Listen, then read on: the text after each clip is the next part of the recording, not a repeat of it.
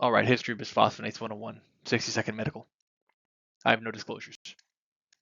Okay, what are these things? Analogs of pyrophosphate, what's that? We'll get to it. In 2025, bisphosphonates are pretty much just osteoporosis medications for our intents and purposes. All right, a little bit of biochemistry.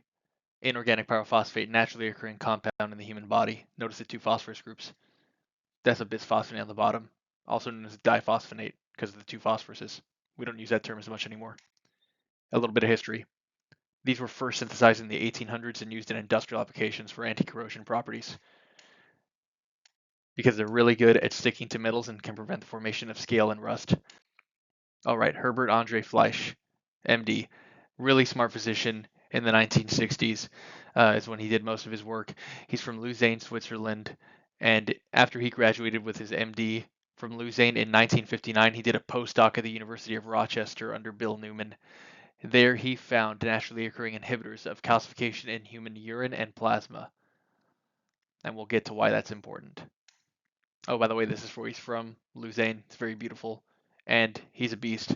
He has at least one award named after him I could find from the International Osteoporosis Foundation.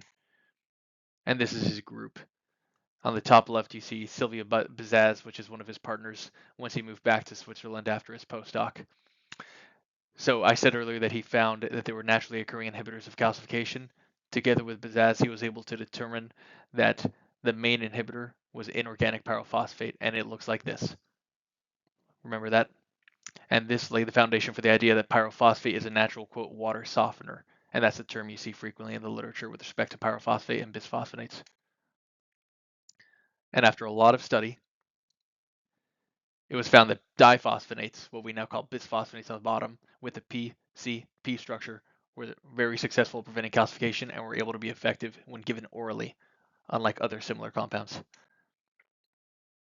In 1966, it was shown by Fleisch's group that bisphosphonates were able to inhibit the dissolution of hydroxyapatite crystals, which are naturally occurring minerals in bones and teeth.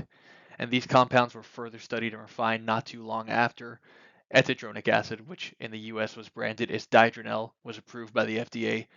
One of the approved treatments was for the treatment of Paget's disease.